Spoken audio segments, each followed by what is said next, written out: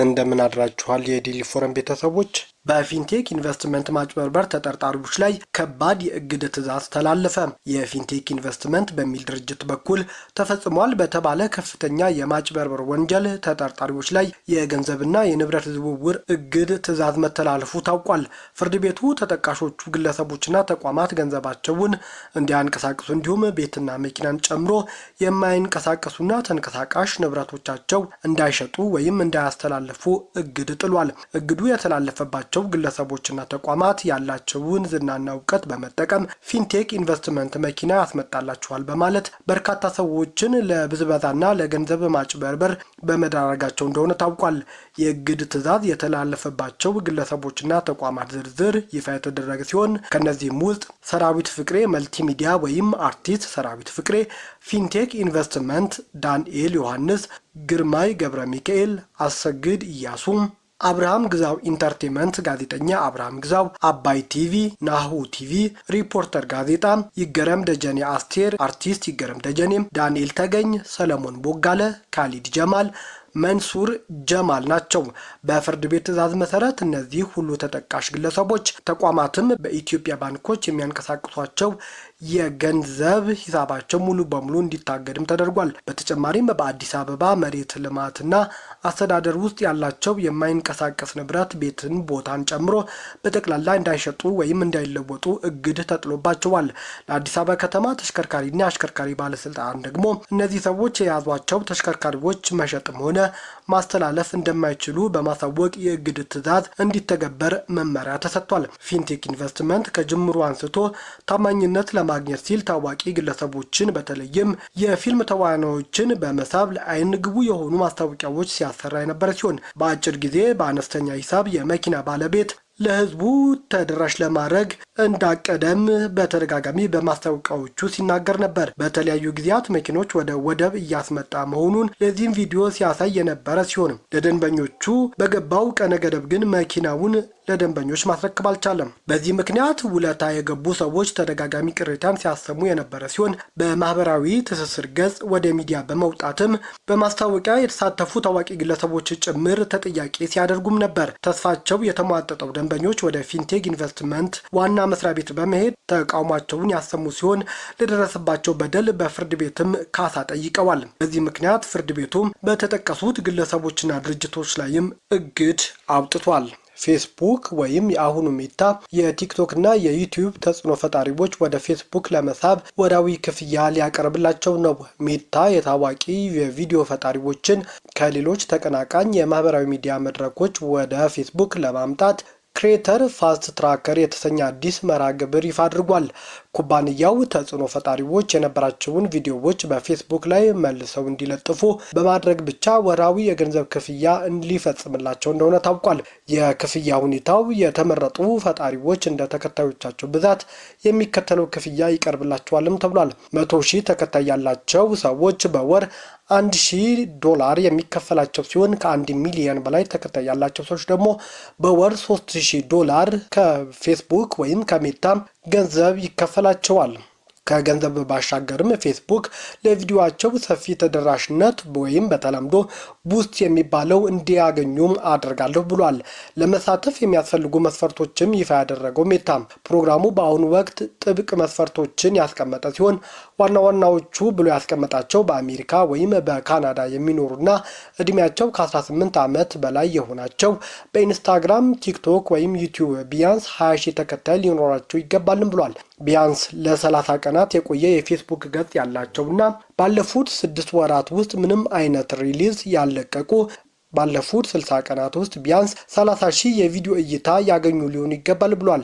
ይህ እርምጃ ሜታ በ2005 ለፈጣሪዎች የከፈለውን የክፍያ መጠን $3 ቢሊዮን በማድረስ የ35 በመቶ ጭማሪ ካሳየ በኋላ የመጣ ሀሳብ ነው። ሜታ በተለይ ቲክቶክ በአሜሪካ ውስጥ ካለበት የፖለቲካ ጫናና የህግ እገዳ ስጋት ጋር ተያይዞ ተጽዕኖ ፈጣሪዎች አማራጭ እንዲፈልጉ እያበረታታም ይገኛል። ዓለም አቀፉ የገንዘብ ተቋም በአሁኑ ወቅት በመካከለኛው ምስራቅ እየተካሄደ ያለው የኢራን ጦርነት በዓለም አቀፍ የዋጋ ንረትና ምርታማነት ላይ የሚያሳድረው ተጽዕኖ በቅርብ እየተከታተለ መሆኑን አስታውቋል። የተቋሙ ዋና ቃል አቀባይ ጁሊ ኮዛክ በሰጡት ጋዜጣዊ መግለጫ ጦርነቱ ለረጅም ጊዜ የሚቀጥል ከሆነ የኃይል አቅርቦት ዋጋ መጨመር በዓለም አቀፍ ደረጃ ከፍተኛ የዋጋ ንረት ሊያስከትል እንደሚችል አስጠንቅቀዋል። እንደ ተቋሙ ግምት የነዳጅ ዋጋ ለአንድ ዓመት ወይም ከዚያ በላይ $100 በላይ ሆኖ ከቀጠለ የዓለም የዋጋ ንረት እስከ 2 በመቶ ሊጨምርና አጠቃላይ ምርታማነት ደግሞ በ1 በመቶ ሊቀንስ እንደሚችል አመልክተዋል። እንደ አውሮፓውያን አቆጣጠር የካቲት 28 ቀን 2026 አሜሪካና እስራኤል በኢራን ላይ የሰነዘሩት ጥቃት ተከትሎ የተቀሰቀሰው ጦርነት መላውን ቀጠና ያዳረሰ ሲሆን ኢራን በበኩሏ ስትራቴጂካዊ የሆነውን የሆርሙዝ የባህር ወሽመጥ በቁጥጥር ስር አውላለች። ይህም የባህር መስመር በዓለም ላይ የሚመረተው ነዳጅ ተፈጥሮ ጋዝ 20 በመቶ የሚተላለፍበት በመሆኑም የነዳጅ ዋጋ እጅግ እንዲንርም ምክንያት ሆኗል። በአሁኑ ወቅት የብሬንት ድፍድፍ ነዳጅ ዋጋ በአንድ በርሜል $110 አካባቢ እየተገበያየ እንደሚገኝም መረጃዎች ያሳያሉ። ይህም ጦርነቱ ከመጀመሩ በፊት ከነበረው ዋጋ የ52 በመቶ ጭማሪም አሳይቷል። በየቀኑም የብሬንት ነዳጅ ዋጋ እየጨመረ እንደሆነ መረጃዎች ያሳያሉ። እንደ IMF ገለጻ የዚህ የኢኮኖሚ መዋሸቅ ቀዳሚ ሰለባ የሚሆኑት ደካማ የኢኮኖሚ አቅም ያላቸው ሀገራት ናቸው። እነዚህ ሀገራት ጫናውን ለመቋቋም የሚያስችል በቂ የፖሊሲ አማራጭና የገንዘብ ክምችት የሌላቸው በመሆኑም የዓለም አቀፍ የፋይናንስ ሁኔታ ይበልጥ ፈታኝ ይሆንባቸዋል። ከነዳጅ ዋጋ በተጨማሪም በጦርነቱ ምክንያት የማዳበሪያ ምርትና የትራንስፖርት አገልግሎት መስተጓጎል የምግብ ዋጋ ከፍተኛ ሁኔታ ሊያሻቅብ እንደሚችልም ስጋት ፈጥሯል። ምንም እንኳን እስካሁን ድረስ ከጦርነቱ ጋር በተያያዘ የአደጋ ጊዜ የገንዘብ እርዳታ የጠየቀ ሀገር ባይኖርም ተቋሙ በምርቶች ዋጋና በዓለም አቀፍ የፋይናንስ ሁኔታ ላይ የሚታዩ ለውጦች በትኩረት እንደሚከታተልም አረጋግጧል። የኢራን የውጭ ጉዳይ ሚኒስትር አባስ አራግቺ በአሜሪካና በእስራኤል ጥምረት በሀገራቸው የኃይልና የመሰረተ ልማት ተቋማት ላይ ተጨማሪ ጥቃት ከተሰነዘረ ኢራን ምንም አይነት ትዕግስት እንደማታሳይ አጥብቀው አስጠነቀቁም። ሚኒስትሩ በኤክስ ገጻቸው ባሰፈሩት መልእክት ከዚህ ቀደም እስራኤል በወሰደችው ጥቃት ላይ ኢራን በሰጠችው የአጸፋ እርምጃ የተጠቀመችው ከአጠቃላይ ወታደራዊ አቋሟ እጅግ አነስተኛው ክፍል ብቻ መሆኑን ገልጸዋል።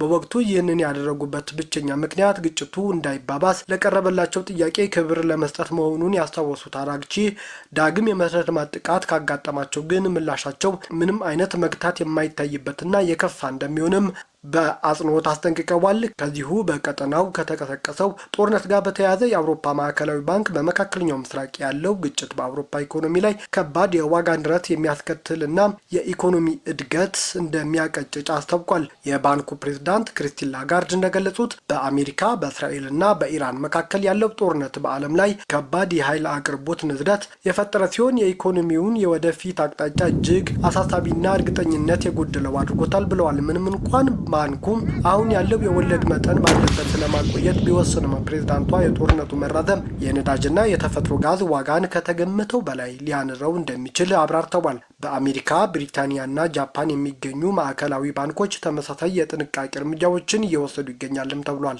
ማዕከላዊ ባንኩ አሁን ባወጣው አዲስ ትንበያም የዩሮዞን የዋጋ ንረት ከጦርነት በፊት ባለፈው ታህሳስ ወር ተገምቶ ከነበረው 1.9 በመቶ ወደ 2.6 በመቶ ከፍ እንደሚልም አመልክቷል። የኢኮኖሚ እድገት ትንበያው በተመሳሳይ ከ1.2 በመቶ ወደ 0.9 በመቶ ዝቅ አድርጎታልም። ሁኔታዎች ከዚህ የከፋ ከሆኑና የነዳጅ ዋጋ እጅግ ካሻቀበ እንደ አውሮፓውያን አቆጣጠር በ2026 የኢኮኖሚ እድገት እስከ 0.4 በመቶ ሊያሽቆለቁልና የዋጋ ንረቱ ወደ 4.4 በመቶ ሊያሻቅብ እንደሚችልም ተቋሙ ጠንከር ያለ ማስጠንቀቂያ አውጥቷል።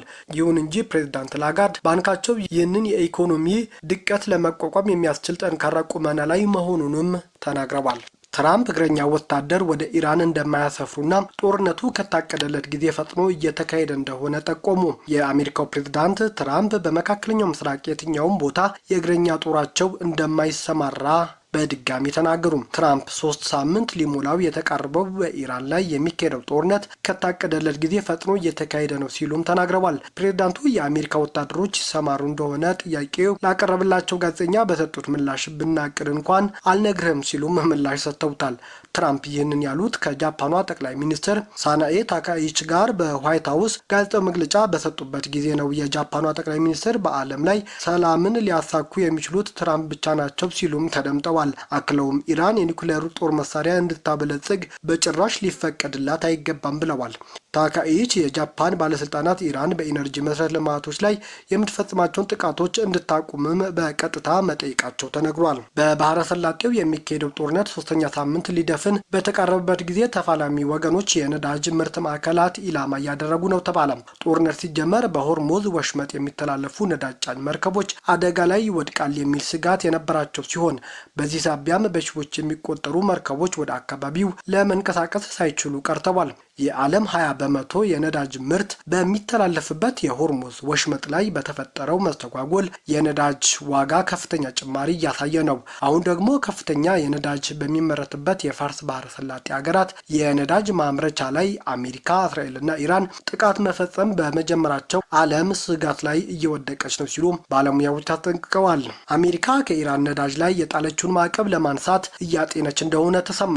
የአሜሪካ ግምጃ ቤት ኃላፊ ስኮት ቤሴንት አሜሪካ የነዳጅ ዋጋን ለማረጋጋት በኢራን ነዳጅ ላይ የጣለችውን ማዕቀብ ልታነሳ እንደምትችል ጠቁመዋል። ባለስልጣኑ ለፎክስ ቢዝነስ በሰጡት ቃለ ምልልስ ይህ እርምጃ በመርከብ ላይ ተጭኖ ያለ 140 ሚሊዮን በርሜል ነዳጅ ተጠቃሚ ሊያደርግ እንደሚችልም ተነግሯል። የዓለም ሕዝብ በቀን 100 ሚሊዮን በርሜል ነዳጅ ይጠቀማል ተብሎም ይገመታል። ቤሴንት የነዳጅ ዘይት አቅርቦት ለማሻሻል በሩሲያ ነዳጅ ላይ የተጣለው ማዕቀብ ለማንሳት እንዲሁም ከተጠባባቂ ክምችት 172 ሚሊዮን በርሜል ለዓለም ገበያ ለማቅረብ በመፍትሄነት መቀመጣቸውን ተናግረዋል። ቤሴንት ቀደም ሲል ጦርነት እየተካሄደ ቢሆንም አሜሪካ የኢራን ነዳጅ ጫኝ መርከቦች እንዲያልፉም እንደምትፈቅድ ተናግረው ነበር። ይህ የአሜሪካ እርምጃ በዓለም የነዳጅ ዋጋ ላይ ምን ያህል ተጽዕኖ እንደሚኖረው ግልጽ አይደለም። ቤሴንት አሜሪካ ይህ እርምጃዋ ጠላቷን በገንዘብ ይደግፋል የሚል ስጋት የላትም ወይ ተብለው ሲጠየቁ አሜሪካ በሚቀጥሉት 10ና 14 ቀናት የነዳጅ ዋጋ በመቀነስ የኢራን ነዳጅ ከኢራን በተቃራኒ